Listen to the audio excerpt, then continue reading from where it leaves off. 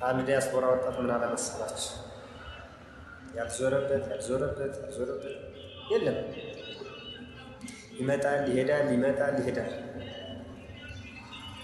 ግን ሀገር ውስጥ አንድ ጊዜ እና በጣም ታዋቂ ስለሆነ ኢንተርቪው ያደረገ እና እንደ ሀበሻ ምቀኛ መሰሪ የለም ማለት ነው።